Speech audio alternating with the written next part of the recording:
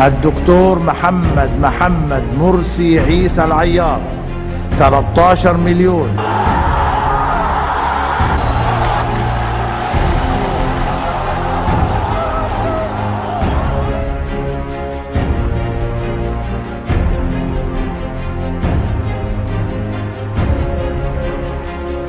And I fully support them. I fully support them. But what the Ikhwan al-Muslimun did in Egypt was what we may call a faux pas. They made a terrible blunder. An absolutely terrible blunder. And the blunder is of such magnitude, Maurice, that I don't think that Morsi can survive in Egypt. No.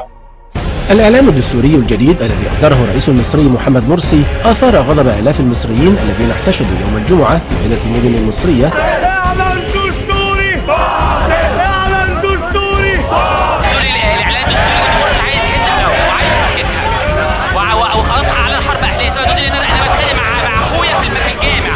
غريبة جدا، يعني هو كده أخذ في إيده كل السلطات، تنفيذية تشريعية قضائية كمان، ما حدش هيسمح بهدم القضاء. الشعب يريد إسقاط النظام، الشعب يريد إسقاط النظام.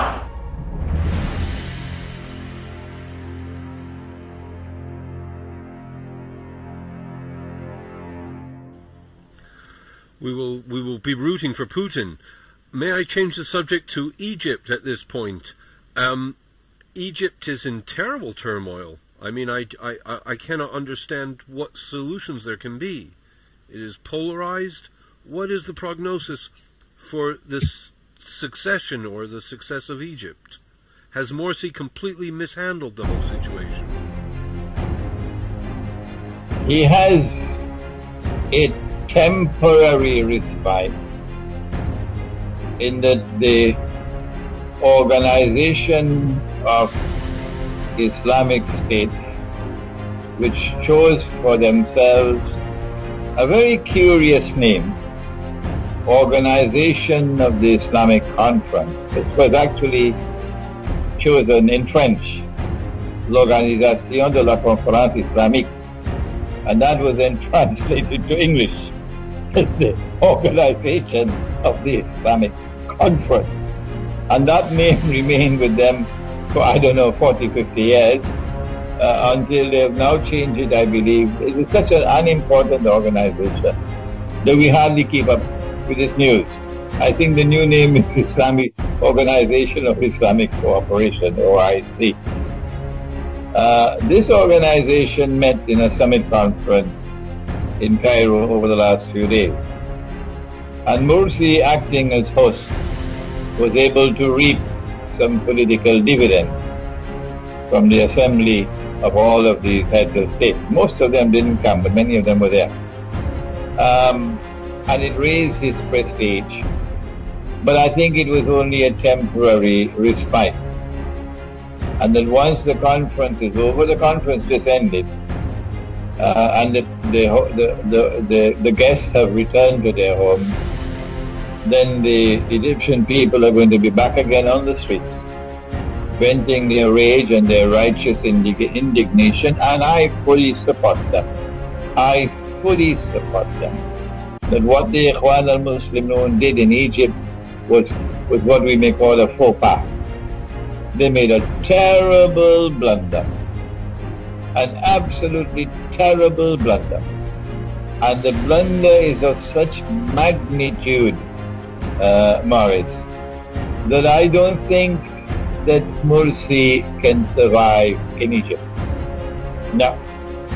Ikhwan will have to choose a successor to Morsi. Morsi may be able to return to the United States and be successful as an engineer. But I don't think he has credentials anymore to rule over Egypt. No. Because the mistake was so monstrous of pushing through that constitution over the heads of the Christians who opposed it, not having the good sense to patiently negotiate.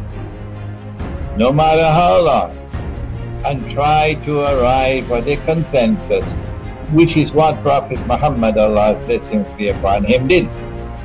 And I did give a talk in which I addressed the subject, and I criticized Morsi and the Ikhwan al-Muslimun government of Egypt of violating what I called the constitutional sunnah, or the sunnah or the way of the Prophet, Allah's blessings be upon him, in matters pertaining to the establishment of a constitution.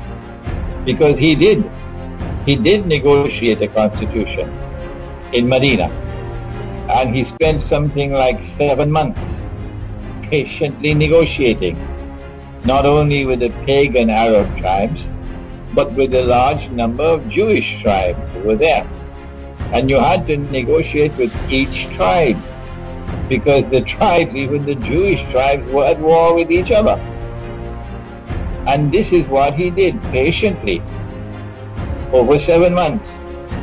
And at the end of it all, and without the glare of publicity, without a constitutional conference being organized, he was able to secure a consensus, an agreement of all the tribes. And that consensus became known as the Mithaq of Medina, or the first written constitution in the world. This is what Egypt needed. But the Ikhwan did not have the intellectual leadership. They did not have the capacity to turn to the religion of Islam for guidance on such matters. And so they have made a terrible blunder. What's the way forward? I don't think there's any option now but that Morsi has to step down. And Ikhwan has to fire the advisors who led him down that path.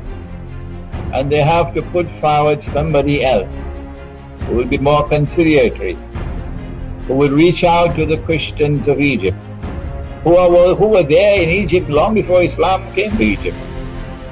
Oh yes. And don't forget that Prophet Muhammad, Allah's blessings be upon him, married a woman from their ranks. A Christian Egyptian woman was his wife. And he had a son with her. And that son's name was Ibrahim. And that child grew until maybe age 2 or 3, until the child died.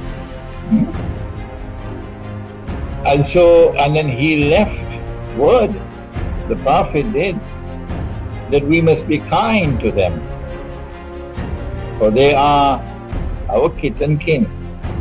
Be kind to them, the Coptic Christians, said the Prophet, because they are your kith and kin.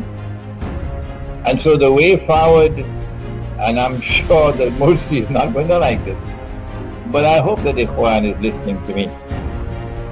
The way forward would be that Morsi be asked to step down, and that Ikhwan puts forward someone else.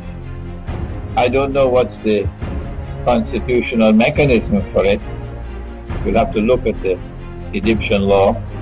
And Ikhwan puts someone else who has more wisdom, who has more patience, who is more conciliatory, and try to build the unity of the Egyptian people. What Ikhwan has done is to divide the Egyptian people as they've never been divided ever before in history. And what a great achievement for Ikhwan, to divide them as they've never been divided ever before in history, when the imperative of the moment is to unite them, to form a solid wall against the enemy.